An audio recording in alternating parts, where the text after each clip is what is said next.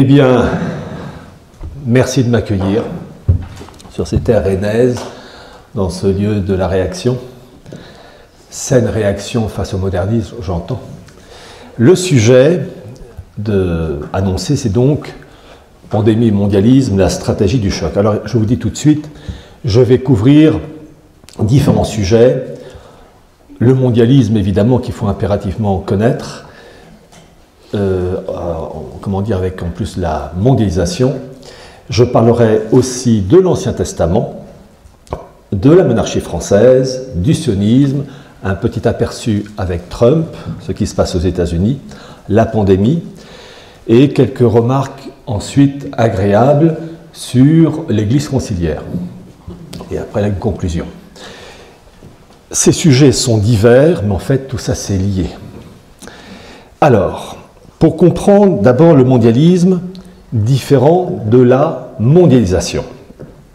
La mondialisation, je dis toujours, c'est un phénomène naturel d'échange de biens et de personnes en fonction de l'évolution technique. À pied, à cheval, voiture, moto, internet, etc., avion. L'Empire romain, il y avait une mondialisation, Mare Nostrum, et puis aujourd'hui, avec les techniques, n'importe quelle marchandise de la Terre, de Nouvelle-Zélande vers la France, tout ça, c'est la mondialisation normale en fonction de l'évolution technique. Ce n'est ni bien ni mal, c'est ainsi. En revanche, le mondialisme, là, c'est pas bon. C'est un messianisme, c'est une mystique qui s'oppose farouchement, violemment à la révélation, à l'incarnation, à l'enseignement du Christ et évidemment à l'Église catholique, l'épouse mystique du Christ. Pour comprendre le mondialisme, il faut impérativement connaître l'Ancien Testament. Et en arrière-fond de l'Ancien Testament, la Bible hébraïque. C'est la Bible hébraïque à l'origine qui va donner l'Ancien Testament, avec évidemment une interprétation différente. Donc, connaître la Bible hébraïque, l'Ancien Testament pour nous, parce qu'ensuite il y a des conséquences inimaginables, et on connaît mal ou très peu les remarques, le fond de la Bible hébraïque. Alors, présentation de cette Bible hébraïque, il y a 3 branches. La première, les fameux 5 livres, Genèse, Exode, Nombre, Deutéronome, Lévitique. Deuxième partie, Livre des rois, Psaume de David. Troisième partie, au moins une vingtaine de prophètes, les plus connus, Isaïe, Jérémie, mais on peut ajouter Ézéchiel, Samuel, très important, Osée, Michée, Zacharie, etc. Alors, lorsque vous êtes confronté à une masse de documents comme la Bible hébraïque, des centaines et des centaines de pages, en sachant que j'ai devant moi des personnes catholiques, mais j'ai aussi sûrement des personnes qui ne le sont pas ou qui sont entre deux eaux, enfin bref, je suis obligé d'adapter un langage, comment dire, de pédagogie. Voyez-vous, quand on a une masse de documents comme la Bible hébraïque, il y a 4 constats à faire. Premier constat, c'est que lorsqu'on voit ces textes, il y a 3 possibilités. Première possibilité, ces textes sont tous d'inspiration divine. Ils ont été copiés et recopiés sous l'influence de l'Esprit Saint sur des siècles et des siècles, ils sont entièrement d'inspiration divine. Deuxième possibilité, ces textes ne sont en aucun cas d'inspiration divine, ils sont de beaux romans avec de fantastiques droits d'auteur. Et troisième possibilité, un peu des deux. Certains passages sont d'inspiration divine, d'autres écrits par des personnes à l'imagination vive. Il va de soi que c'est le premier exemple d'inspiration divine qui est donc la référence de l'Église catholique. Mais quand on voit d'abord ces textes-là, il faut voir toutes les hypothèses. Ça, c'est le premier point. Deuxième point, concernant la Bible hébraïque, vous n'avez aucune trace archéologique de l'existence d'Abraham, de Moïse, de Josué, de Jacob. Rien. Vous n'avez pas une stèle, vous n'avez pas un papyrus signé Moïse, rien. Les noms que l'on trouve dans la Bible hébraïque, on ne les trouve pas dans des documents ou des bâtiments, des restes archéologiques qui auraient été trouvés il y a 10 ans, 50 ans, 100 ans. Il n'y a aucune trace archéologique historique de l'existence de ces personnes. Cela ne veut pas dire qu'ils n'existent pas. Quand on est catholique, ces personnes ont existé. Mais d'un point de vue archéologique, il n'y a pas de traces. Il y a cependant une exception récente. Le roi David, la maison royale de David. Pendant des siècles, aucune trace archéologique. Et pour la première fois, en 1993, c'est tout récent, une équipe d'archéologues israéliens, dirigée par un professeur Biran, qui était à l'époque, il est mort maintenant, le directeur de l'Institut d'archéologie de Jérusalem, ils ont trouvé en 1993 une stèle qui date du 8e, 9e siècle avant Jésus-Christ et qui parle de la maison royale de David. Pour la première fois, on a trouvé donc une preuve archéologique qui déjà était citée dans la Bible hébraïque. Donc il a fallu attendre 1993. Cette stèle, c'est la stèle de Tel Dan, T-E-L, Dan, D-A-N. Troisième point, quand vous avez cette masse de documents, toujours d'un point de vue archéologique, vous avez donc dans la Bible hébraïque l'évocation maintes et maintes fois du mot Israël.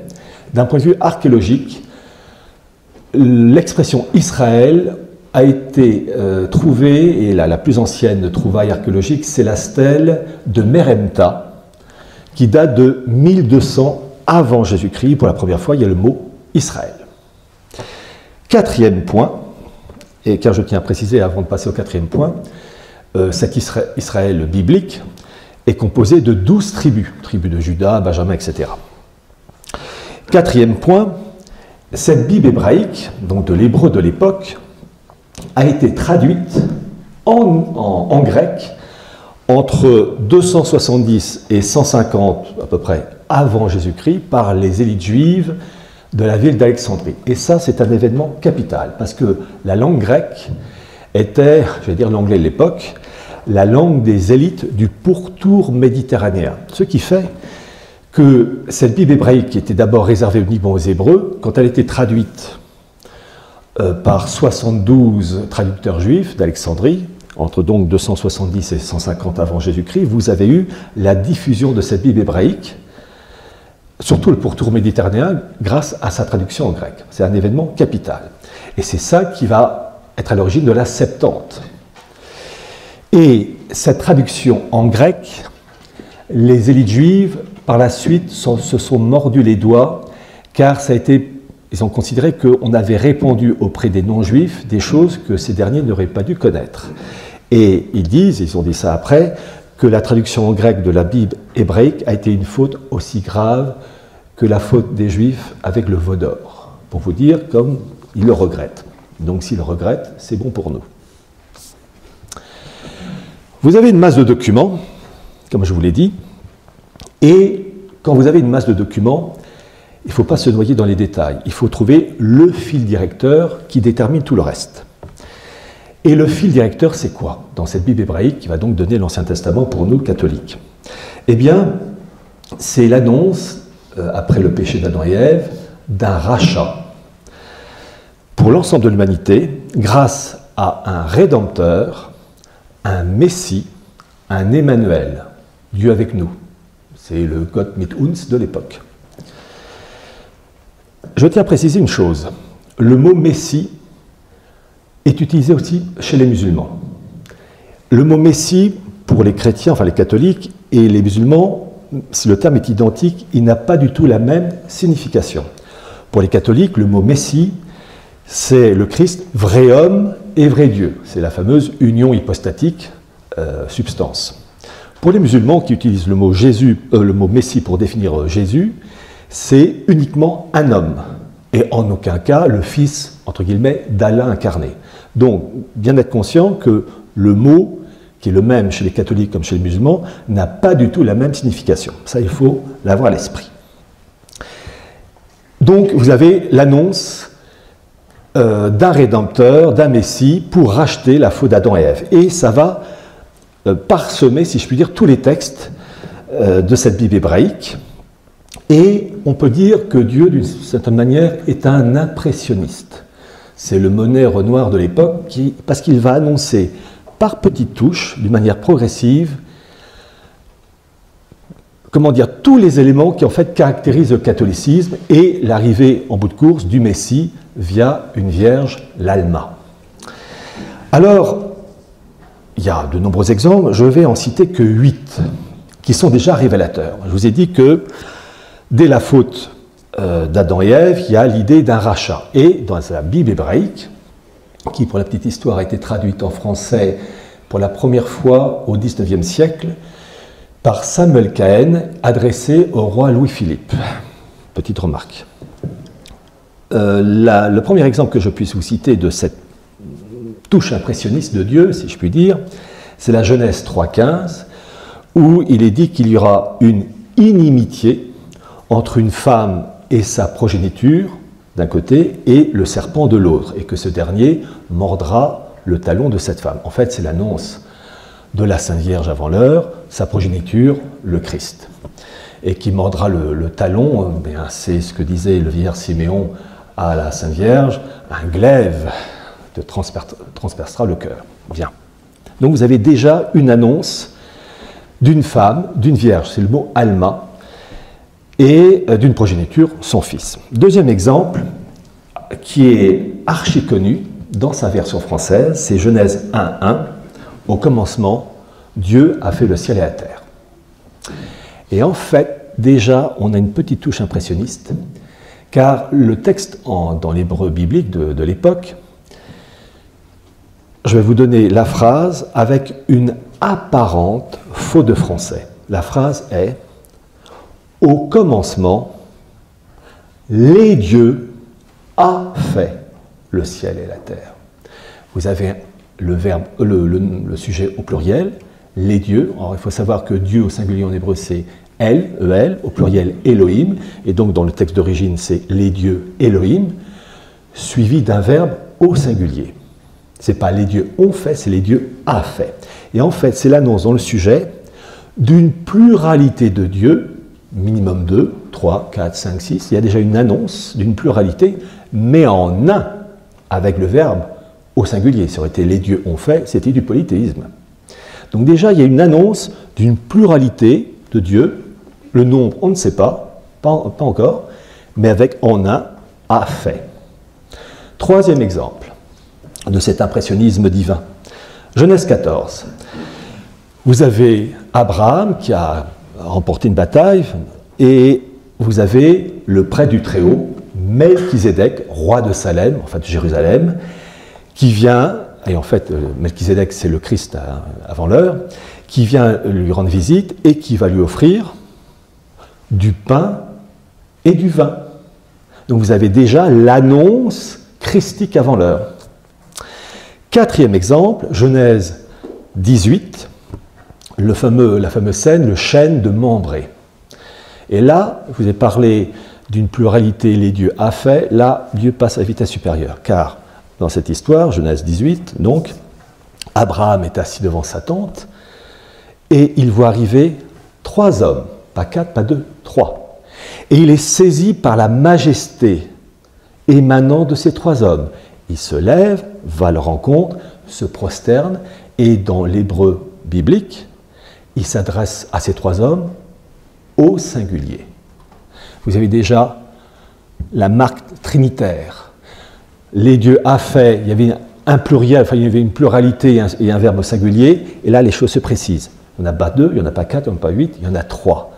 Et Abraham s'adresse au singulier. Donc vous avez en fait la marque trinitaire.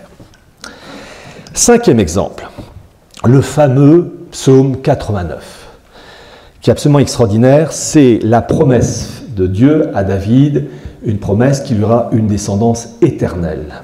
Il n'y aura pas de rupture. Il le jure solennellement, mais il précise qu'il y a des conditions, parce que même Dieu pose ces conditions, c'est que même si cette descendance sera éternelle, la maison royale de David devra respecter les lois de la religion juive, le mosaïsme. Et il est précisé dans ce psaume 89 que si la maison royale de David respecte les lois mosaïques, il y aura des grâces. En revanche, si cette maison royale de David dévie et ne respecte pas ces lois mosaïques, il y aura punition, il y aura châtiment. Retenez ce psaume 89. Il est très important pour comprendre la monarchie française.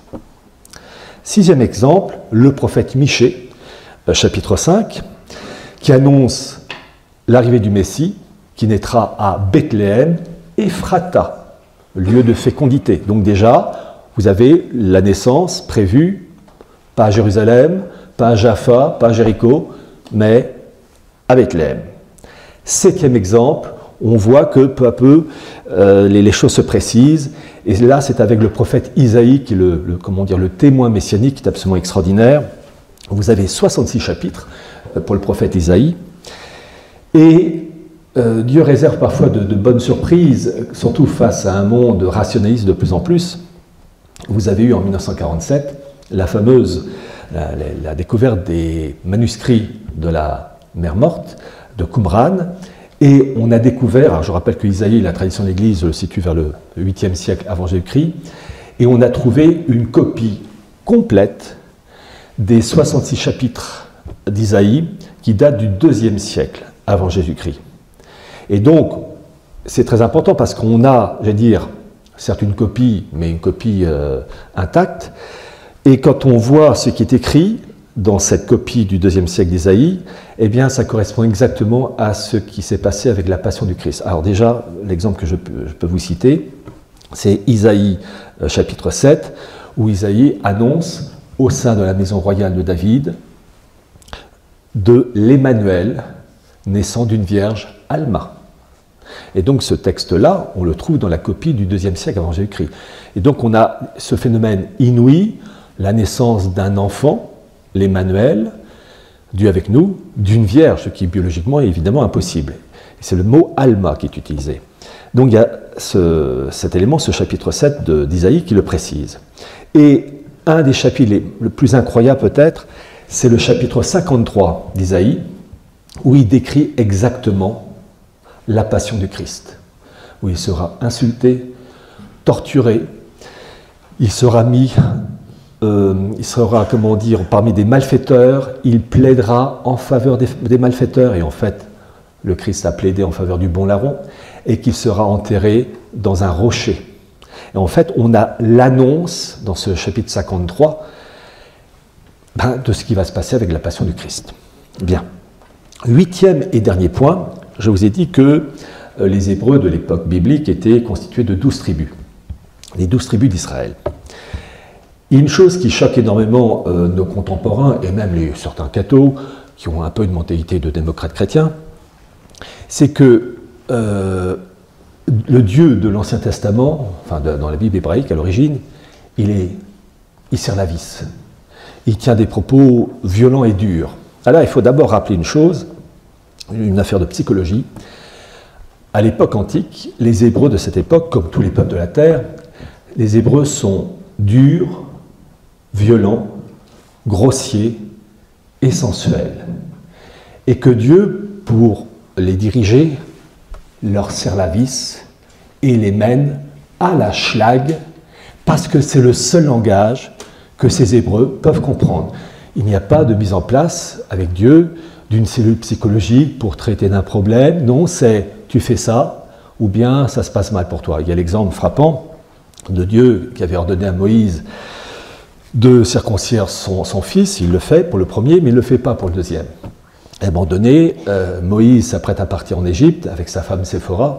Les demoiselles connaissent toujours le nom de Séphora, mais ne savent pas que c'est le prénom de l'épouse de Moïse. Et il est dit dans l'Ancien Testament, enfin dans la Bible hébraïque à l'origine donc, que l'ange du Seigneur apparaît et le menace de mort, Moïse, pour le fait de ne pas avoir circoncis son deuxième fils. Et on peut être choqué de ce comportement. Mais pourquoi? Parce que tout simplement, si l'ange avait dit à Moïse, voyons Moïse, sois gentil, Dieu, Yahvé, t'a dit qu'il fallait circoncire ton fils, tu ne l'as pas fait, bon, on va mettre en place une cellule psychologique, discuter. Non. La mentalité de l'époque, c'était Moïse, tu le fais, sinon je te pète la gueule. Et Moïse, oui, chef. Et il est précisé, et ça montre la mentalité de l'époque, que Séphora, l'épouse, ne dit pas bon d'accord, on va chercher un chirurgien pour faire ça dans les règles de l'art. Non, elle prend une pierre tranchante et façon sécateur, 1 centimètre en moins. Plaignons le marmot quand même. Hein. Ces gens-là étaient rudes. Et là, je vous demande, de la psychologie. Dieu serre la vis, il a un langage direct. Et finalement, ce langage et cette méthode divine pour traiter les Hébreux, c'est peut-être ça qu'il faudrait pour traiter certaines personnes dans les banlieues parisiennes ou lyonnaises. Les rapports de force. Voilà, si ça peut vous aider à comprendre. Donc, le Dieu de l'Ancien Testament, il serre la vis, parce que s'il ne le fait pas, il se fait déborder. Bon. Alors, cette caractéristique de ce peuple, à qui donc Dieu vraiment mène à la trique, il a une caractéristique, ce peuple doit donner naissance au Messie. Et il y a un point qu'il faut préciser, c'est qu'il y a des mesures raciales dans cette Bible hébraïque, et en particulier dans le Deutéronome 7, où Dieu demande aux Juifs et aux Juives de ne pas se marier avec des non-Juifs. Et apparemment, on peut être choqué de ce comportement, apparemment de pureté raciale, c'est-à-dire que vraiment les Juifs se marient entre eux. Et en fait, pourquoi ? Et Dieu, évidemment, a tout à fait raison, vous allez comprendre. L'objectif, c'est que ce peuple hébreu soit exempt de toute influence païenne, sous-entendu d'influence satanique. Rappelez-vous la phrase de saint Paul, « Les dieux des païens sont les dieux des démons ». Le fait de se marier pour des juifs et des juives avec des non-juifs, c'était introduire les germes du paganisme au sein de la communauté hébraïque, et donc introduire les germes du satanisme, et donc flétrir le mosaïsme, et par ricochet, le détruire et rendre impossible l'arrivée de l'Alma et de l'Emmanuel. Il fallait que la communauté hébraïque soit préservée, parce que ce peuple hébreu était la couveuse qui devait donner naissance au Messie. Donc il fallait qu'il ne soit pas contaminé par des idées païennes. Et donc, bien comprendre que ces mesures raciales sont à finalité spirituelle. Ce n'est pas pour la pureté du sang, au sens purement biologique, c'est pour permettre à ce peuple de conserver intactes les lois du mosaïsme sans être contaminé par le paganisme d'inspiration satanique. Finalité spirituelle. Et le phénomène va être à nouveau mis en valeur. Vous avez en 597 avant Jésus-Christ la déportation des Hébreux à Babylone avec Nabuchodonosor. Pendant plusieurs dizaines d'années, ils sont donc en exil à Babylone. Suite à la défaite des Assyriens face aux Perses avec Cyrus, en 536, avant Jésus-Christ, donc va autoriser les Hébreux à retourner sur leur terre d'Israël. Une partie va le faire, une autre partie va rester à Babylone. Vous comprendrez après pourquoi je dis ça. Et arrivé pour la communauté hébraïque, ceux qui sont retournés en Israël, enfin sur la terre d'Israël, vous allez avoir Esdras, et c'est annoncé dans le premier livre d'Esdras, chapitre 9, où Esdras exige et obtient que les Juifs et Juives mariés à des non-Juifs soient rejetés, eux et leurs enfants. Car il ne faut pas une contamination païenne, il faut que le peuple juif conserve intacte la pureté des lois mosaïques pour rendre possible l'arrivée de la Vierge, l'Alma, et du Messie. Donc bien comprendre que ces mesures de protection raciale, ce sont des mesures de protection raciale à finalité spirituelle. Et à partir du moment où le Messie arrive, le peuple juif a rempli sa mission, et là, ces mesures de protection raciale disparaissent, puisque le Christ, il est venu pour tout le monde. Voilà. Ça, il faut vraiment bien le comprendre. Donc, suite à ces événements, le système tient, et vous allez donc avoir la naissance du Christ, 30 ans de vie discrète, 3 ans d'enseignement, sa passion, sa résurrection, bref, le Christ parachève l'Ancien Testament, enfin parachève la Bible hébraïque, et l'Ancien Testament pour nous, naissance de l'Église, et le dépôt de la foi qui est clos avec Saint Jean. Bien. Et là, il y a un petit problème, très léger, qui marche depuis, enfin, qui existe depuis 2000 ans. Les élites juives, le Sanhédrin, ces élites juives ne reconnaissent pas le Christ comme le Fils de Dieu incarné, comme le Messie tant annoncé par Isaïe, Jérémie, Ézéchiel, Michée, etc. Et ces élites juives, Sanhédrin, attendent toujours leur Messie, le Messie d'Israël, le Messie glorieux qui doit apporter la gloire à Israël et permettre à Israël de dominer les nations. Et donc, il y a un refus de la part de ces élites juives de reconnaître le Christ comme le Fils de Dieu incarné, annoncé depuis des siècles et des siècles dans cette Bible hébraïque. Et en raison de ce blocage et de ce refus, qui va donc donner naissance à ce qu'on appelle la synagogue aveugle, la synagogue rebelle, vous allez avoir un événement extraordinaire qui nous concerne, nous Français. Il va avoir une passation de pouvoir de ce monde juif à la France, ou à l'embryon de France, avec, en 496, le fameux baptême de Clovis, sous l'égide de l'évêque Saint-Rémy.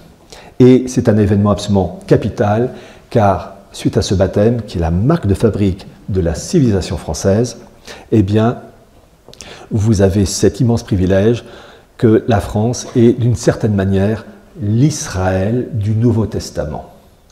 Et ce fameux testament de Saint-Rémy, dont j'ai exposé les points principaux dans mon livre Archives du mondialisme, est absolument extraordinaire. Car c'est, quand je dis une passation de pouvoir entre la maison royale de David et la toute jeune monarchie française, de Clovis jusqu'à Louis XVI, vous avez 4 points essentiels qu'il faut retenir.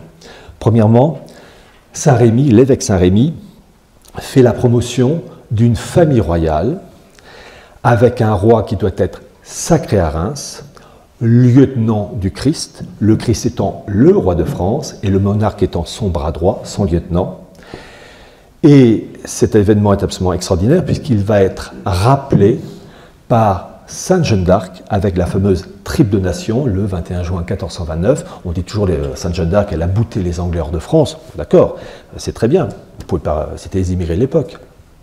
Mais il fallait régler l'élément clé, rappeler que le Christ est le roi de France. Et la triple donation rappelle la royauté du Christ sur la France, et que le monarque, en l'occurrence à l'époque c'est Charles VII, est son bras droit, car la finalité c'est de créer les conditions en France, temporelles, en lien avec l'Église évidemment, pour permettre aux sujets du roi de France de gagner leur ciel. Et donc c'est ce que dit l'évêque Saint-Rémy. Deuxième point dans son testament, cette monarchie royale, cette royauté lancée avec Clovis, doit défendre l'Église et propager la foi, au même titre que la famille royale de David devait protéger le mosaïsme de toute influence païenne. Les rois de France, lorsqu'ils étaient sacrés à Reims, ils juraient solennellement de combattre les hérésies, judaïsme, islam, protestantisme, bon, voilà, vous avez du boulot. Le troisième point, très important quand je vous parle de passation, l'évêque Saint-Rémy dans son testament rappelle le rôle de la maison royale de David, qui passe désormais à la monarchie française avec le premier roi de France, Clovis. Et ça va donc durer quand même 1300 ans. On a vraiment, c'est le cœur même de la civilisation française. Et enfin, quatrième point, je vous ai cité le psaume 89, où Dieu dit que la famille royale de David ne va jamais disparaître. Je rappelle que la Sainte Vierge descend de la famille royale de David. Vous connaissez peut-être ces plaisanteries du cardinal Pacelli, donc le futur Pie XII, il est passé à Notre-Dame en juillet, je crois, 1937, et dans son sermon, il a dit que certes le Christ était le Fils de Dieu, mais n'empêche que de par sa mère, il était aussi d'une très bonne famille, la famille royale de David. Et Saint Joseph, pareil, était de la famille de David, c'est une famille royale.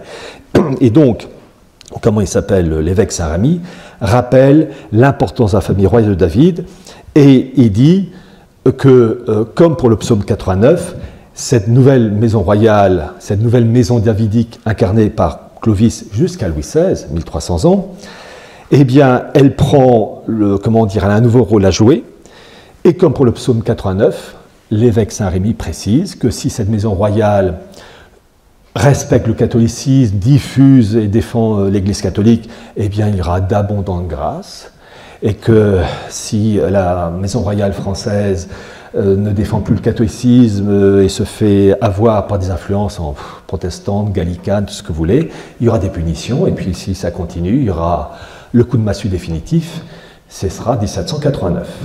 Bien comprendre que le psaume 89 de la Bible hébraïque, qu'on retrouve évidemment dans l'Ancien Testament, c'est en fait, on retrouve son double avec le testament de Saint-Rémy. Donc, bien comprendre que le testament de Saint-Rémy, c'est le résumé de la science politique française, et que tout Français catholique se doit de s'appuyer sur ce testament de Saint-Rémy, et qu'on n'a pas, quand on est catholique français et patriote, à aller chercher des substituts, style croix gammée ou que sais-je encore. Comme le font peut-être certains, malheureusement, mais bon, peut-être pas éduqués, ça n'aide pas.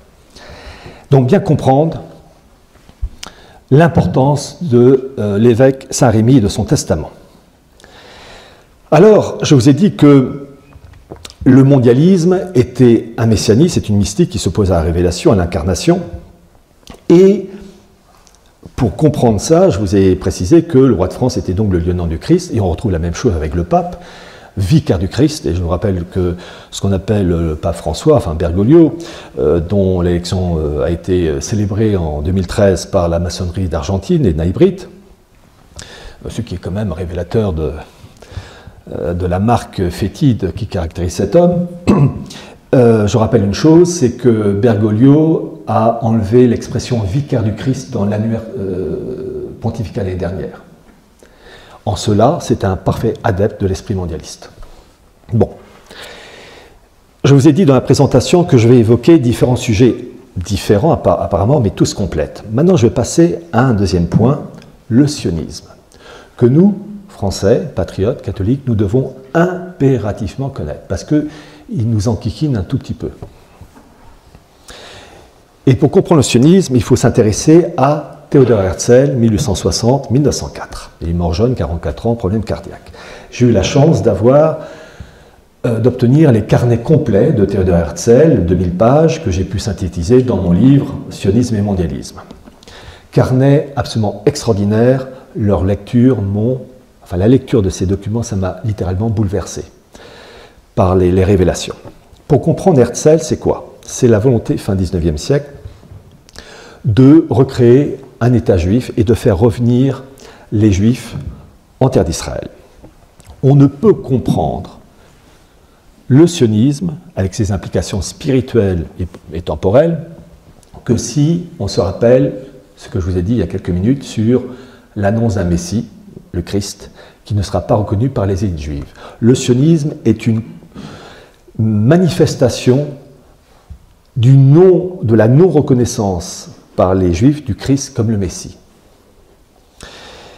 Le mot sionisme, petite information, a été inventé au XIXe siècle par un Juif autrichien qui s'appelait Nathan Birnbaum. Je fais ce petit rappel. Vous avez eu la dispersion du peuple juif en 70 après Jésus-Christ avec les troupes romaines de Titus. Et depuis cette époque, le peuple juif a été ce qu'on appelle le peuple errant. Et là aussi, je cite à nouveau le prophète Isaïe, qui est vraiment le témoin messianique, le chapitre 8, où à l'époque historique, donc au 8e siècle avant Jésus-Christ, il s'adresse aux juifs rebelles à la maison royale de David, mais il s'adresse aussi aux futurs juifs qui vont se rebeller au caractère messianique du Christ. Et il leur dit que s'ils se rebellent, ce peuple errera. Très intéressant de retrouver cette formule qui, effectivement, a fait florès après.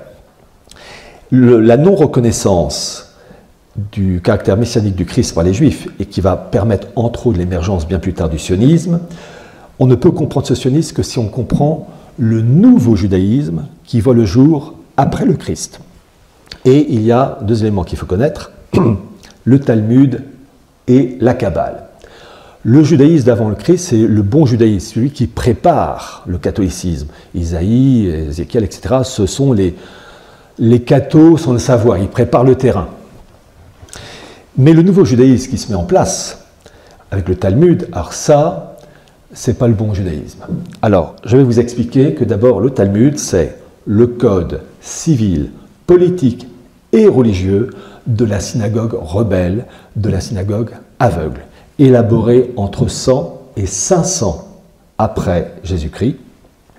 Et ce Talmud, qui est violemment anticatholique, avec des passages blasphématoires, comme ce Jésus qui est dans une marmite bouillante remplie d'excréments. Je rappelle que vous n'avez pas de propos blasphématoires de ce style-là au sujet de Bouddha, Mahomet ou Vishnu. Élément révélateur. Le Talmud, donc, est une construction pour protéger les élites juives rebelles au caractère messianique du Christ. Pourquoi c'était élaboré entre 100 et 500?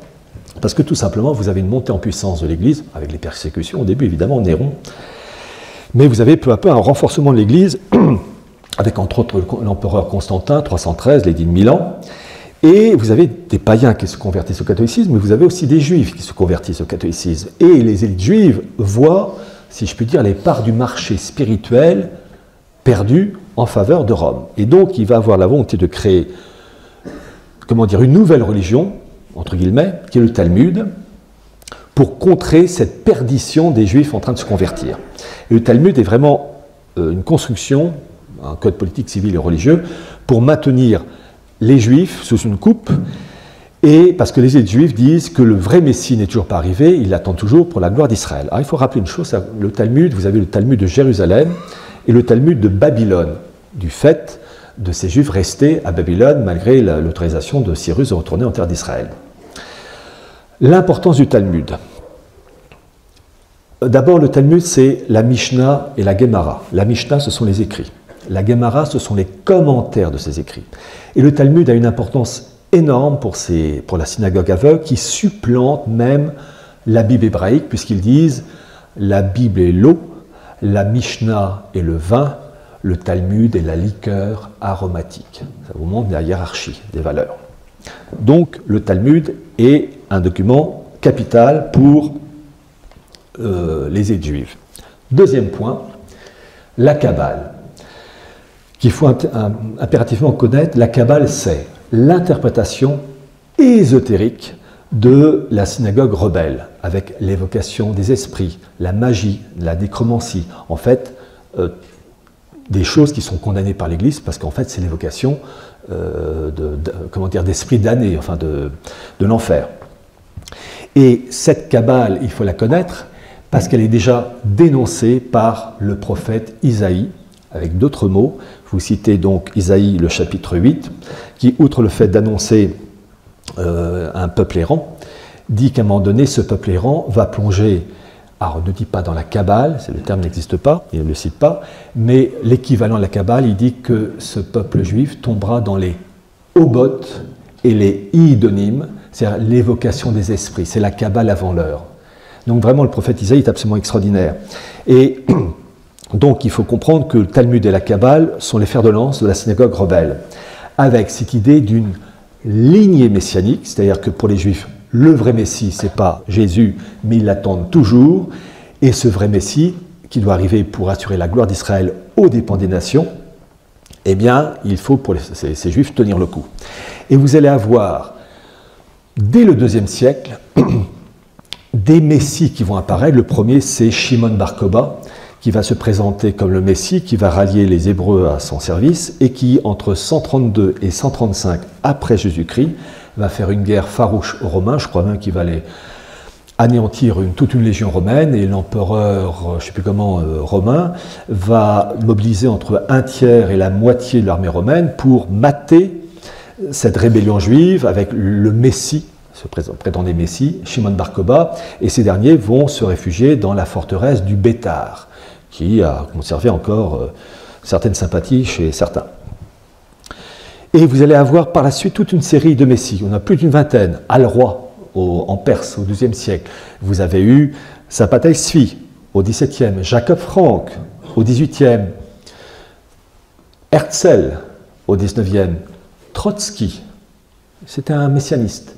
Et lorsque la Sainte Vierge à la Salette, en 1846, dit, entre autres, que l'Antéchrist naîtra de l'union d'un évêque et d'une religieuse hébraïque, c'est l'aboutissement de toute sa lignée messianique commencée par Shimon Bar Kokhba. Donc pour comprendre la Sainte Vierge et ses propos à la Salette, il faut comprendre sa lignée messianique qui est une revanche de la synagogue aveugle sur l'Église, épouse mystique du Christ, avec toutes les conséquences spirituelles et politiques. Et quand on ne connaît pas ça, eh ben les cathos se font casser la gueule. Voilà. Alors, un élément qu'il faut préciser, vous avez eu, quand on étudie le monde juif, il ne faut surtout pas le voir comme un groupe uni. Ils se tapent entre eux, des guerres farouches, terribles. Les élites juives sont unis sur un seul point, quand il s'agit de s'attaquer au principe de l'incarnation. Là, ils sont unis. En revanche, en dehors de ça, ils se tapent entre eux. Et vous allez avoir, dès le 1er et 2e siècle après Jésus-Christ, essentiellement deux factions, qui vont s'opposer. La première qui dit le retour de la gloire d'Israël et le retour des Juifs sur leur terre ancestrale ne peut se faire que par une intervention divine. Nous, les hommes, nous n'avons rien à faire. Et vous avez une deuxième faction qui dit nous, les hommes, non, on va le faire, on va forcer le destin et tout faire pour recréer l'État d'Israël et faire revenir les Juifs sur leur terre ancestrale. Et cette bagarre, donc d'une certaine manière, mettre Dieu devant le fait accompli. Et cette bagarre va perdurer siècle après siècle. Parfois, la faction qui veut laisser Dieu faire la chose prend le dessus. Quelquefois, c'est l'autre faction qui dit non, c'est nous les hommes, on va mettre le paquet. Vous avez eu au Moyen-Âge, puis à l'époque de Charles Quint, des personnes comme Rovny ou Molcho, qui ont dit non, c'est nous les hommes, on va tout faire pour faire revenir les Juifs en terre d'Israël sans l'autorisation divine. Et en raison de ces rivalités, vous allez avoir un document d'ailleurs qui va être mis en place, qui est le Ketubot 111a, qui stipule que, dans le Talmud, qui stipule que les Juifs ne doivent rien faire pour retourner en terre d'Israël tant qu'il n'y a pas une autorisation divine. Et vous allez avoir donc en permanence une bagarre interne entre ces milieux. Et c'est très important à comprendre. Pourquoi ? Parce que le sionisme dépend de la faction rebelle qui refuse d'attendre une intervention divine. Donc pour comprendre le sionisme du 19e et 20e siècle, il faut en fait remonter presque 2000 ans en arrière. Donc les sionistes, en fait, sont les héritiers de cette faction qui refusent d'attendre une intervention divine et ils veulent donc intervenir pour hâter le destin. Je passe sur des siècles et des siècles des Juifs qui vivent en France en tant qu'étrangers avec une précision. Jusqu'à la Révolution française, pour être français, il fallait être catholique. La petite communauté juive qui vivait en France, jusqu'à la Révolution française, n'avait pas la nationalité française. Et c'est la Révolution qui, en septembre 1791, a donné la nationalité française aux Juifs. Et c'est un événement très important parce que c'est ça qui a ouvert la porte à l'immigration. Parce qu'à partir du moment où on accordait la nationalité française aux Juifs, pourquoi ne pas l'accorder aux musulmans, aux bouddhistes, aux hindouistes ? Ce qui avait dire à un révolutionnaire à l'esprit hébraïsé qu'après la naturalisation des Juifs, les Turcs, les musulmans et autres sectes religieuses pourront jouir des mêmes droits politiques. Le principe de l'immigration vient de là. Pourquoi ? Parce que le fait de faire venir des populations à la civilisation opposée au catholicisme, c'est dissoudre le pays et les États européens qui vont avec. C'est ça qu'il faut comprendre. Et d'ailleurs, eux-mêmes le disent. Il suffit de lire les propos du révolutionnaire Klotz pour être parfaitement convaincu de la chose. Après cette Révolution française, Napoléon Ier qui enracine ces principes, vous allez avoir une montée en puissance de ce sionisme, et ça commence dès 1836 avec le rabbin Kalischer, un rabbin allemand qui demande le retour des Juifs en terre de Palestine. Il adresse sa demande au Rothschild de Berlin. Montée en puissance avec la création d'une première colonie de Juifs en Palestine. En 1882, c'est la communauté de Richon-le-Zion. Et arrive Herzl. Herzl qui va donc vraiment lancer le projet. Il faut impérativement lire Herzl, il est extraordinaire. Peu importe le personnage, évidemment, on ne soutient pas ses idées, mais le sionisme est anticatholique. D'ailleurs, Herzl le dit à un moment donné à l'ambassadeur américain Oscar Strauss, qui était juif d'ailleurs, où il dit que le véritable combat, c'est le combat entre le catholicisme universel et le judaïsme universel. C'est un combat entre Rome, le frère riche, et le monde juif, le frère pauvre. Voilà. Et à un moment donné, il dit même, En fait, j'ai commencé en évoquant l'idée de mondialisme. Le mondialisme est défini parfaitement par Herzl, où il dit que le sionisme, c'est quoi? Créer une humanité sans frontières, avec les Juifs retournant en terre d'Israël, et parallèlement à ça, la destruction du patriotisme dans chaque nation. On a la définition parfaite du mondialisme avec la gouvernance mondiale qui va avec.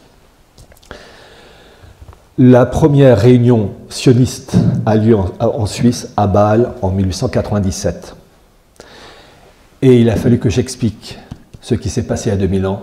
En réalité, cette première réunion aurait dû avoir lieu en Allemagne, à Munich. Mais là, les rabbins de Munich, fidèles à la faction que seul Dieu peut autoriser la création de l'État d'Israël, s'opposent farouchement à Herzl et à son équipe et l'obligent à aller à Bâle. C'est-à-dire qu'en fait, on constate cette rivalité multiséculaire entre ces deux factions juives, entre ceux qui veulent la création de l'État d'Israël par la voie divine et ceux qui veulent la chose par la voie humaine.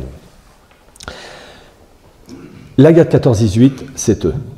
Dans ce sens que le fond de l'histoire, c'est de créer un foyer juif en Palestine, à l'époque, territoire ottoman. Fin 19e, début 20e siècle, il y a d'immenses richesses de pétrole, Kirkouk, Mossoul, au niveau de l'Irak. Ça prend la place du charbon. Celui qui contrôle la production et l'acheminement de ce pétrole dirige le monde. Et là, vous avez deux puissances qui s'opposent, l'Empire allemand, puissance terrestre, et l'Empire britannique, l'Empire maritime. Et vous allez avoir le monde sioniste qui va se couper en deux, une faction sioniste qui soutient Berlin, une autre faction sioniste qui soutient la City de Londres. Et donc, vous allez avoir cette bagarre interne entre ces deux pays via ces mouvements sionistes, car la finalité c'est quoi? Créer un foyer juif en Palestine, et les Allemands, qui plus est, construisent une immense voie ferrée, le fameux Bagdad-Bahn, Bagdad, la ville de Bagdad, Bahn c'est la voie ferrée en allemand, partant de Hambourg, traversant l'Allemagne, l'Autriche-Hongrie, la Serbie, le talon d'Achille, l'Empire ottoman, traversant la Mésopotamie, l'actuel Irak, jusqu'au Koweït. Et les Anglais sont fous, parce qu'ils se disent que si les Allemands réussissent ça, eh bien le pétrole, ce sont les Allemands qui auront le contrôle du robinet, et l'Empire britannique dépendant de ce pétrole germanique. Et donc vous avez ces deux bagarres entre une faction du monde sioniste allemand qui soutient Berlin, et puis une autre faction du sionisme qui soutient Londres. Et la guerre de 14 va départager tout ça avec la fameuse déclaration Balfour de 1917, avec donc par le gouvernement britannique de la reconnaissance d'un foyer juif en Palestine. Et c'est donc les Anglais qui vont remporter la mise. Je tiens à préciser une chose, la fameuse déclaration Balfour de 1917, le véritable rédacteur, ce n'est pas Arthur James Balfour, mais Alfred Milner, qui était le fils spirituel de Cecil Rhodes, patronné par Rothschild. Vous avez toutes ces informations-là dans le livre de l'historien américain Carroll Quigley, dont j'ai fait la préface. L'entre-deux-guerres, crise économique pour l'Allemagne 1923, renforcée par la crise de 29, Hitler arrive au pouvoir en janvier 1933. Et là, vous allez avoir une alliance entre nazis et sionistes en août 1933, qui est l'accord de la Havara. Havara, c'est transfert en hébreu. Et chose incroyable, cette collaboration entre nazis et sionistes va durer de août 1933 à avril 1941. Il s'agit de favoriser le départ des Juifs en direction de la Palestine, moyennant des intérêts financiers. Et cette alliance est telle que les Allemands sont en mesure d'avoir une influence certaine dans tout le Proche-Orient. Et c'est un élément capital, car ce que, en fait, là, il va falloir que je choisisse mes mots,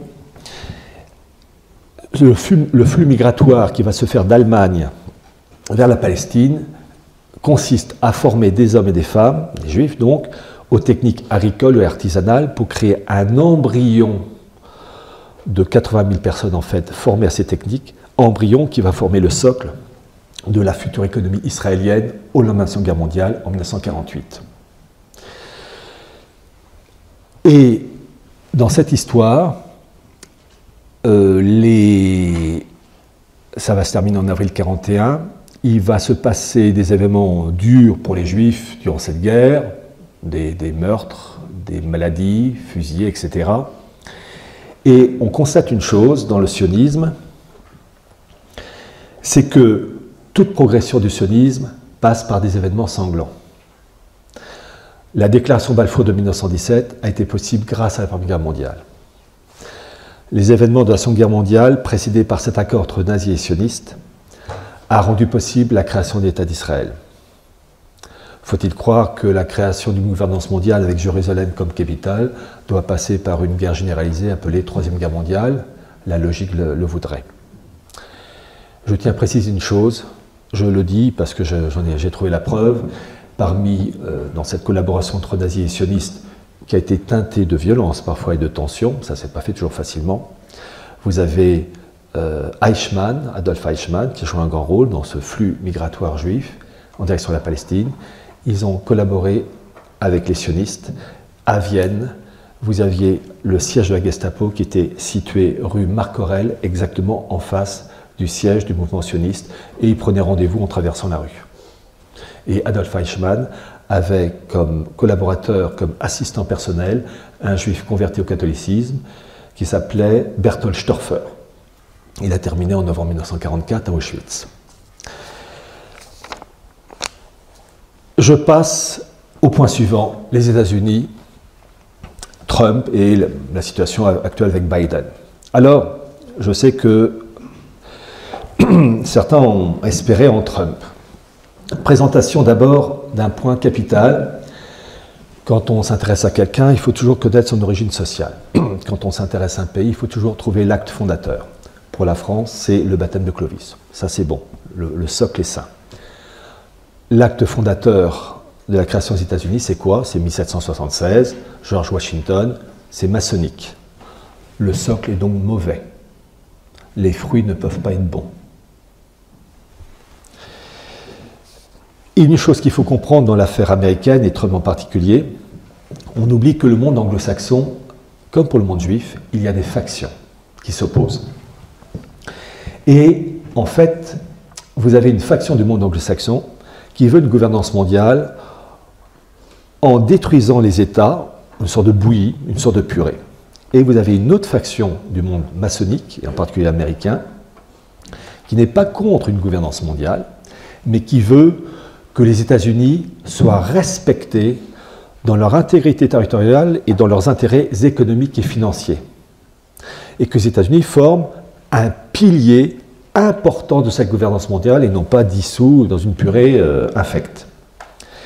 Le premier représentant américain héritier de cette faction, c'est le président Andrew Jackson, président de 1829 à 1837, il est mort en 1845, qui était protestant et franc-mac, puisqu'il était grand maître de la Grande Loge de Tennessee en 1822. Donc on a cette chose curieuse d'une forme de patriotisme américain d'essence maçonnique. Pour des catholiques, on ne peut pas être patriote et maçon, mais pour eux, si. Donc, vous avez cette branche-là, et Donald Trump est l'héritier de cette branche jacksonienne. Et ce n'est pas pour rien qu'il avait le portrait d'Andrew Jackson dans son bureau. Et Biden, qu'est-ce qu'il a mis à la place?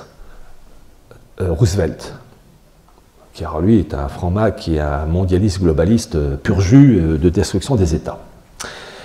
Donc, en fait, le phénomène Trump, c'est quoi? C'est que vous n'avez pas un État profond américain, vous avez des États profonds, minimum deux, une branche qui veut dissoudre l'État américain, en lien avec la City de Londres, et une autre faction héritière de la branche jacksonienne, le président Andrew Jackson, qui veut maintenir les intérêts américains dans une gouvernance mondiale. Et cette histoire, elle est ancienne, dans ce sens que, outre Jackson, vous avez eu une tentative de destruction des États-Unis au lendemain de la Première Guerre mondiale, avec la création, grâce à la City de Londres, de la SDN, Société des Nations. Et les États-Unis n'ont jamais intégré la Société des Nations, entité supranationale sous l'égide de la City de Londres. Pourquoi? Parce que vous avez deux hommes politiques américains qui ont, entre guillemets, oui, on peut le dire, sauvé les États-Unis. Ils s'appelaient Lodge et Bora. ils ont tout fait et obtenu pour que les États-Unis ne puissent pas ratifier leur intégration à la Société des Nations. Pourquoi?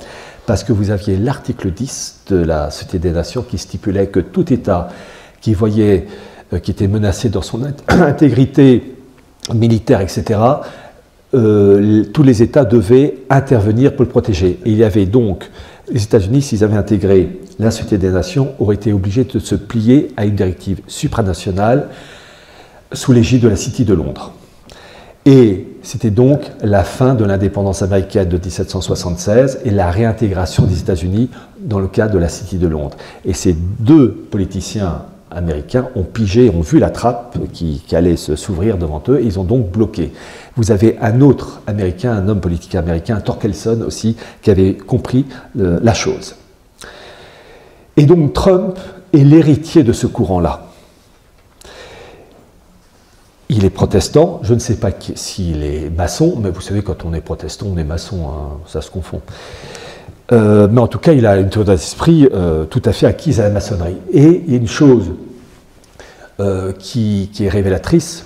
En août 2020, lorsqu'il y a eu la présentation, enfin le lancement de la campagne de Trump à la Maison-Blanche, vous avez tout le gratin du Parti républicain, avec entre autres sa famille, son gendre Kushner et compagnie, Jared Kushner. Et il y a une chose qui a dupé certains cathos, c'est qu'ils ont chanté l'Ave Maria de Schubert. Extraordinaire.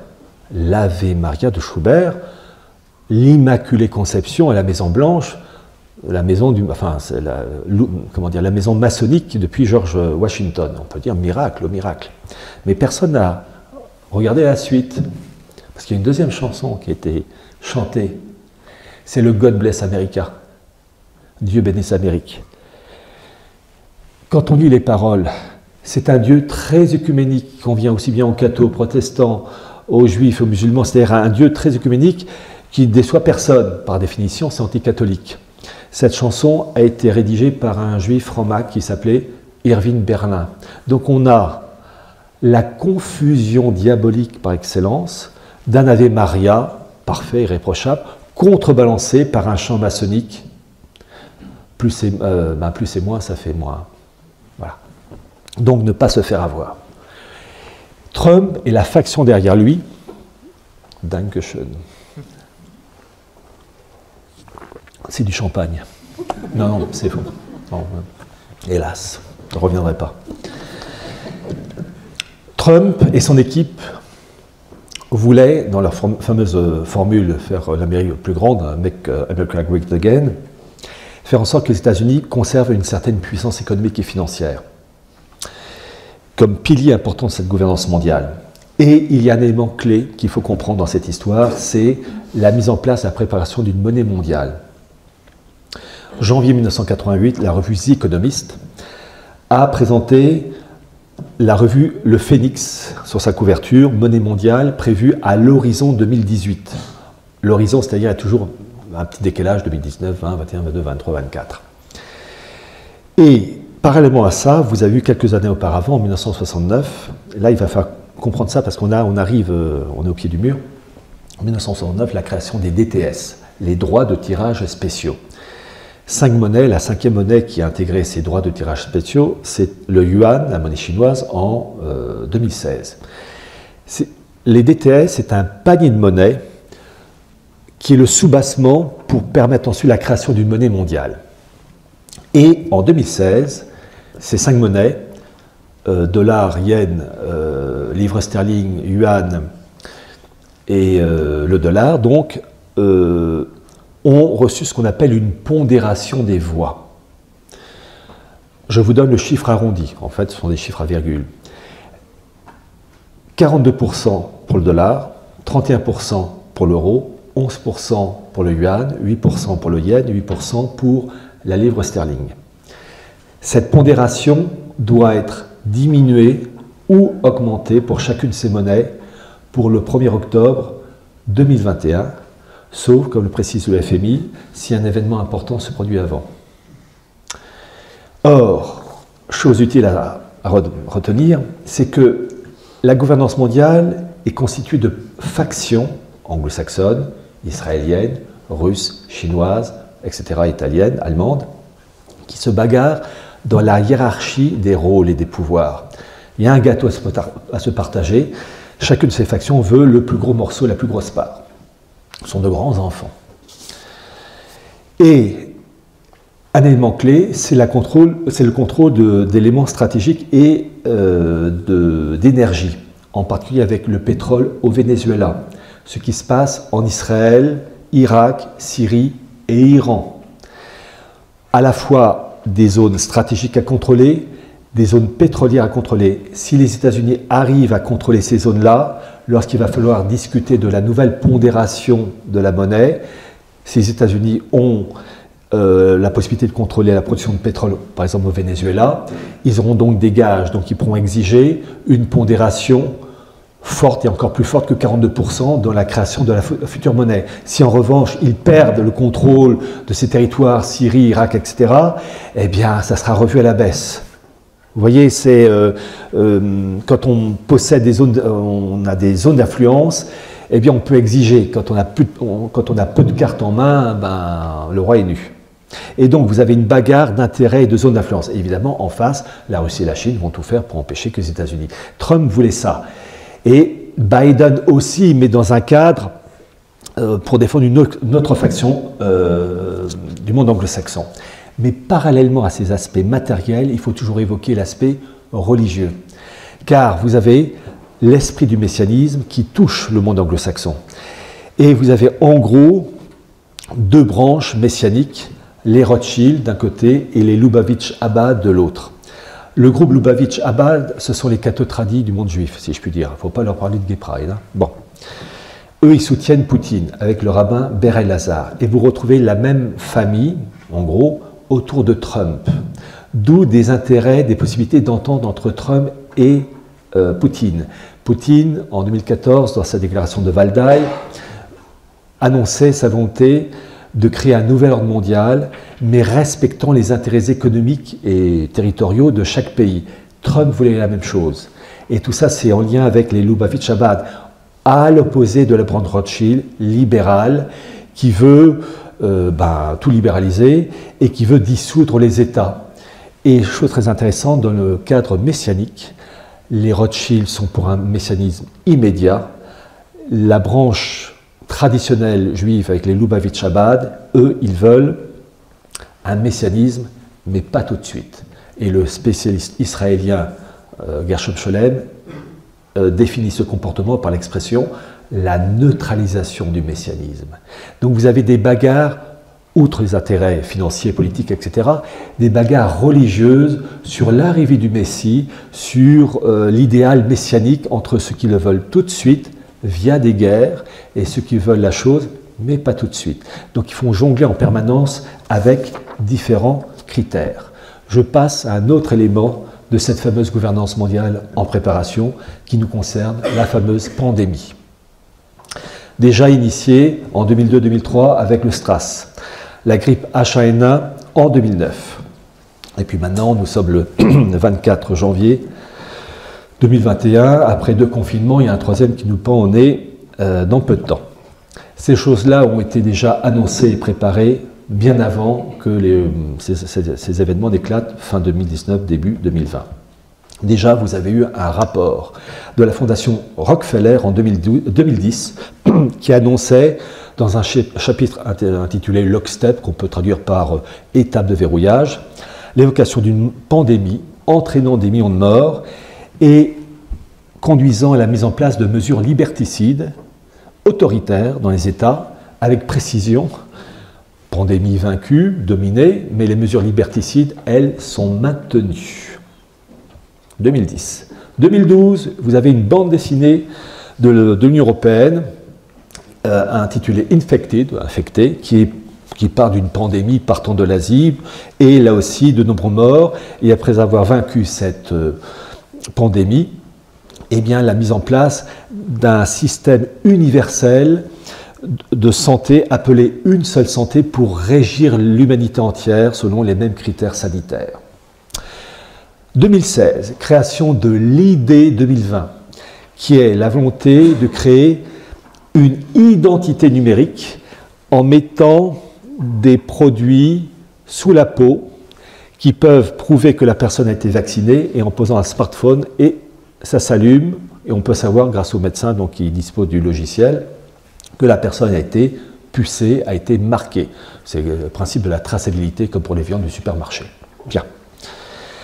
Autre élément, le Event 201, qui a eu lieu en octobre 2019, où vous avez eu le gratin mondialiste avec le John Hopkins Center, la Fondation Gates, et vous avez eu aussi notre ami à tous, Klaus Schwab, le patron du Forum économique de Davos. Ils se sont réunis donc en octobre 2019 pour s'organiser sur comment gérer une pandémie, évidemment à nos dépens.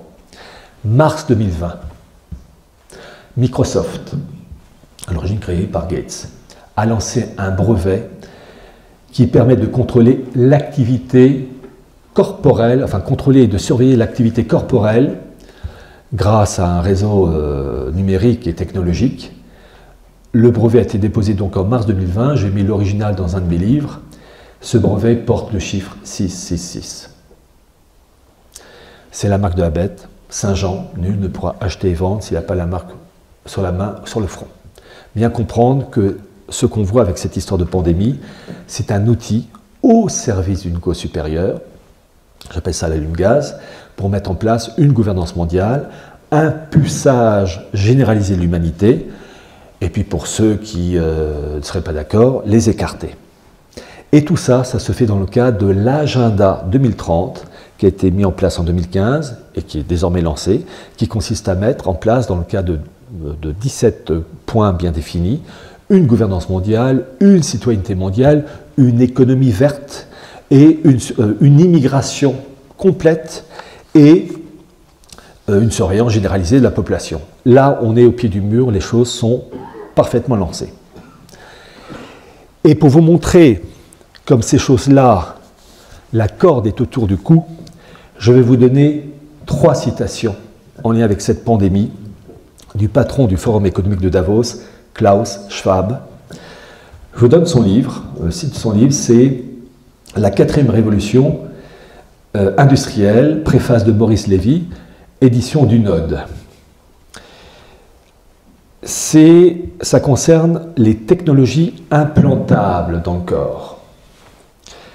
Il y a 3 citations. La première, page 145. Il parle de la Smart Dust, littéralement les poussières intelligentes.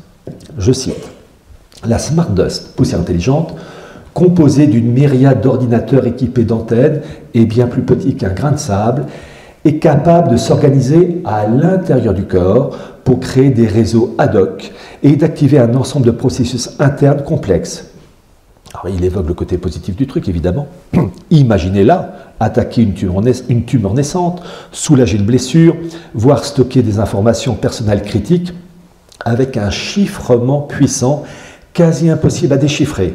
Grâce à la Smart Dust, poussière intelligente, les médecins pourront agir dans le corps sans l'ouvrir et des informations chiffrées pourront être stockées en vous jusqu'au moment où vous les débloquerez à partir de votre nano-réseau personnel.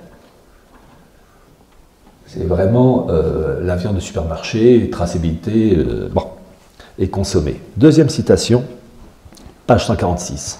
Une pilule intelligente est munie d'un appareil électronique biodégradable qui transmet à votre téléphone des données sur l'interaction entre votre organisme et le médicament. La 5G va rendre service avec le smartphone et compagnie. Et puis évidemment, Microsoft, la marque de la bête, 666. Tout ça, c'est lié, c'est un immense puzzle. Et la 3e citation, page 144, je vais vous la lire 2 fois. Personnellement, je suis un peu rodé du truc, mais il y a des moments où je vais lire lentement. Je cite. « Les appareils implantés permettront aussi sans doute de communiquer les pensées normalement exprimées par la parole via un smartphone intégré et potentiellement les pensées ou émotions non exprimées en lisant les ondes cérébrales ou d'autres signaux. C'est la perte du libre arbitre, c'est l'esclavage pur, je vais relire, les appareils implantés permettront aussi sans doute de communiquer les pensées normalement exprimées par la voix, enfin par la parole, via un smartphone intégré et potentiellement les pensées ou émotions non exprimées en lisant les ondes cérébrales ou d'autres signaux. C'est l'esclavage à l'état pur. Je vais vous dire, quand j'ai lu ce passage, là j'ai dit, Seigneur, là il faut que vous interveniez, on ne peut plus rien faire là. On ne peut plus rien faire, parce que là, ils nous tiennent à la gorge. Qu'est-ce qu'on peut faire? Parce que s'ils arrivent au bout de leur truc, je vous dis tout de suite, ils rateront. Mais ils nous contrôlent, on est des esclaves. Vous vous rendez compte, même des choses non exprimées, on saura exactement où est le libre arbitre, où est voilà, c'est la soumission à la bête. Et enfin, je vais terminer par l'Église conciliaire. Par des citations, parce que je vous dis, la finalité c'est quoi? Une gouvernance mondiale, une spiritualité bien définie de la synagogue rebelle, le catholicisme évidemment qui prend une claque magistrale, et Vatican II, c'est ça. Alors, je vais vous donner quelques citations, et je vais vous dire tout de suite une chose, ces citations, j'aimerais que les prêtres de la tradition, non unacum, fratelli simpidis, peu importe, les diffusent en sermons, dans des petits fascicules. Le nombre de cathos du monde de la tradition a cette fait avoir avec Benoît XVI. Ben c'est quand même la tradition, il agite un peu d'encens, un peu de latin, c'est tradit, c'est bien, donc elle est bien, et les yeux. Hein. Les cathos, la plupart du temps, n'ont pas compris ce qu'est l'esprit de la Révolution. Ils n'ont pas compris. À partir du moment où il y a eu la Révolution de 89 avec Vatican II, les fruits ne peuvent pas être bons. Et le Christ a bien dit de se méfier des gens qui se présentent avec une peau d'agneau alors que ce sont des loups déguisés. Et Ratzinger fait partie de la ménagerie. Alors je vais vous citer un extrait de son livre intitulé « Les principes de la théologie catholique ». Je rappelle une chose. Vous avez eu le syllabus du pape Pie IX, 1864, qui est un recueil de différentes condamnations papales sur des siècles, contre le naturalisme, panthéisme, maçonnerie, enfin bref, vraiment un concentré. Que dit Ratzinger de Vatican II? C'est une chose merveilleuse, extraordinaire, source d'épanouissement, c'est vrai, il n'y a qu'à regarder les églises, elles sont vides. Mais écoutez, et j'aimerais que les prêtres de la tradition puissent le répéter en sermon, je cite Ratzinger, et l'illogisme de ces gens-là. De tous les textes du Deuxième Concile Vatican, la constitution pastorale sur l'Église dans le monde de ce temps, Gaudium et Spes, a été incontestablement la plus difficile et aussi, à côté de la constitution sur la liturgie et du décret sur l'œcuménisme, la plus riche en conséquences. Alors, la plus riche en conséquences, ça c'est vrai, en dégâts. Par sa forme et la direction de ses déclarations, il, Gaudium et Spes, s'écarte dans une large mesure de la ligne de l'histoire des conciles. Si l'on cherche un diagnostic global du texte, on pourrait dire qu'il est, en liaison avec les textes sur la liberté religieuse et sur les religions du monde, une révision du syllabus de Pie IX, une sorte de contre-syllabus.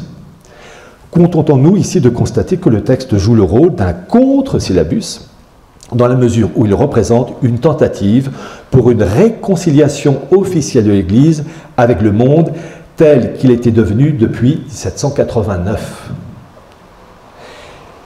On a envie de dire à Ratzinger, de deux choses l'une. Le syllabus condamne toute une série de choses, panthéisme, naturalisme, etc. Toi, tu dis que Vatican II est merveilleux, extraordinaire, et que c'est un anti-syllabus. De deux choses l'une.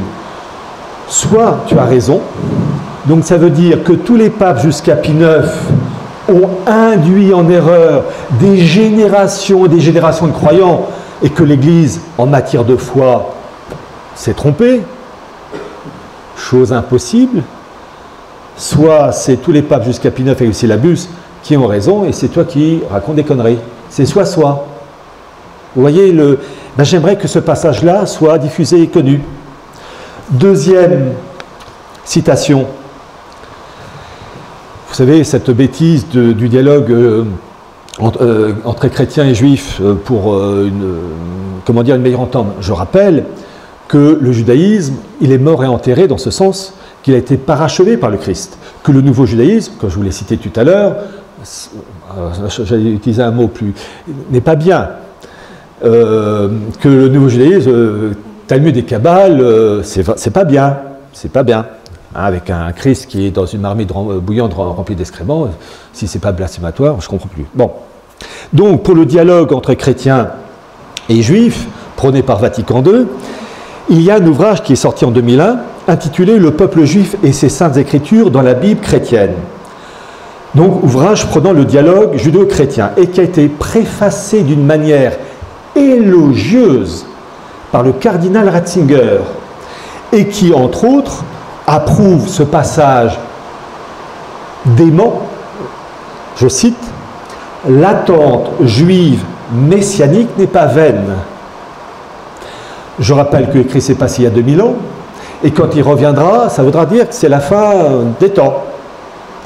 Les Juifs, eux, ne reconnaissent pas ce Christ comme Fils de Dieu, ils l'attendent toujours pour eux, au profit d'Israël, aux dépens des nations, ce Messie, entre guillemets, des Juifs, ouvrant une nouvelle ère. Donc vous voyez la parfaite opposition. Et ce Messie qui arrivera pour les Juifs, en fait, l'Antéchrist, annoncé par la Sainte Vierge. C'est ce que dit Ratzinger quand il dit l'attente juive messianique n'est pas vaine. Oui, elle n'est pas vaine, mais c'est entendu l'Antéchrist, c'est pas le bon. Il a quand même osé le dire. Troisième message, indication quand même, à ma connaissance, alors je me trompe peut-être parce que, mais en tout cas, les dirigeants du monde traditionnel se sont bien gardés de diffuser le premier message de Noël de Ratzinger devenu Benoît XVI. Il suffit d'aller sur le site du Vatican. C'est ce que j'ai fait qu'un, qu'est-ce qu'il a raconté celui-là? Vu que le CV, il a dû encore, ça n'a pas loupé. Premier message de Noël 2005, Benoît XVI. Écoutez, déjà ça commence mal. Homme moderne. Bah non, il n'y a pas d'homme moderne, il y a l'homme tout court. Péché originel oblige. Laisse-toi prendre par la main par l'enfant de Bethléem, ne crains pas, aie confiance en lui, la force vivifiante de sa lumière t'encourage à t'engager dans l'édification du nouvel ordre mondial, l'humanité unie pour affronter les problèmes nombreux, etc. etc. C'est George Bush, ça. Et tout ça en liaison avec l'ONU. Hein. Et puis, quatrième exemple, sur cette idée de gouvernance mondiale promue par l'Église conciliaire. Jean 23, dans Pacem in Terris, en 63, encourage, je cite, la constitution d'une autorité publique de compétence universelle permettant un pas vers l'établissement d'une organisation juridico-politique de la communauté mondiale, en lien avec l'ONU, qui est le temple du maçonnisme. Ça a été repris par Paul VI en 67, Populorum Progressio, qui prône, je cite, une autorité mondiale efficace. Cette collaboration internationale à vocation mondiale requiert des institutions qui la préparent, la coordonnent et la régissent, jusqu'à constituer un ordre universellement reconnu. Et, cerise sur le gâteau, Benoît XVI, Caritas in Veritate en 2009, qui prône, je cite, une véritable autorité politique mondiale telle qu'elle a été déjà esquissée par mon prédécesseur, le bienheureux Jean 23. Tout ça en liaison avec l'ONU. Et la superbe cerise sur le gâteau, c'est notre ami Bergoglio. Je vous ai dit que pour comprendre le mondialisme, il faut comprendre l'Ancien Testament. L'annonce d'un Messie par petites touches et qui est finalisée avec l'arrivée du Messie, Sainte Vierge, etc. Et le refus des élites juives, sauf exception, de reconnaître le Christ comme Messie. Et depuis, les ennuis viennent de là, les conséquences spirituelles et temporelles. Et que l'objectif de la synagogue rebelle, c'est de reprendre le dessus, de se substituer à cette, entre guillemets, maudite Église catholique, qui a le culot de s'appuyer sur ce Messie Jésus, qui, chez nous les Juifs, est dans une marmite remplie d'excréments, et tout ça, ça boue. Bon. Septembre 2019, Bergoglio, qu'est-ce qu'il a fait? Il a inauguré une longue barque, qui en fait symbolise la barque de Saint-Pierre, avec une humanité bigarrée, et à sa tête un rabbin, et à côté de ce rabbin, une femme enceinte. On a la parodie de la Sainte Vierge dans cette histoire-là. Et en fait, ce rabbin qui est la tête de cette barque, la barque de Saint-Pierre, il se substitue à l'autorité des papes.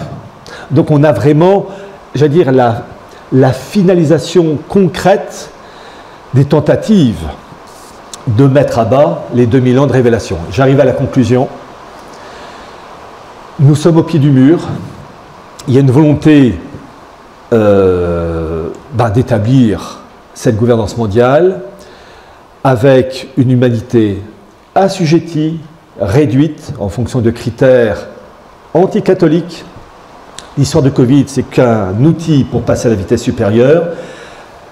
Les mesures liberticides qui nous infligent, et avec le troisième confinement qui nous pend au nez, c'est en fait l'intérêt pour eux de ces confinements, c'est de mettre en place toute une organisation policière en tout genre pour organiser sur le terrain le moment où il y aura une telle bascule qu'il faudra une autorité ferme pour gérer une population affolée. Parce qu'il va y avoir un effondrement économique qui s'annonce, un dollar qui va un jour s'écrouler, et donc il va falloir serrer les dents. Ce qu'il faut dire, c'est que dans les événements qui nous attendent, je rappelle ce que disait Sainte Jeanne d'Arc quand elle a envoyé les hommes faire la guerre. D'abord, ils allaient se confesser. Et dans ces événements qui nous attendent, il faut être spirituellement prêt, se battre, mais d'abord se confesser, communier, mais se rappeler quand même les propos du Christ à Sainte Marguerite Marie en 1689, « Je régnerai malgré mes ennemis », les propos de la Sainte Vierge à Fatima, « À la fin mon cœur immaculé triomphera », la roue tourne, elle tournera en notre faveur, mais avant qu'elle ne tourne en notre faveur, nous subirons des coups, mais c'est une chose nécessaire pour un véritable renouveau sur des bases saines. Je vous remercie.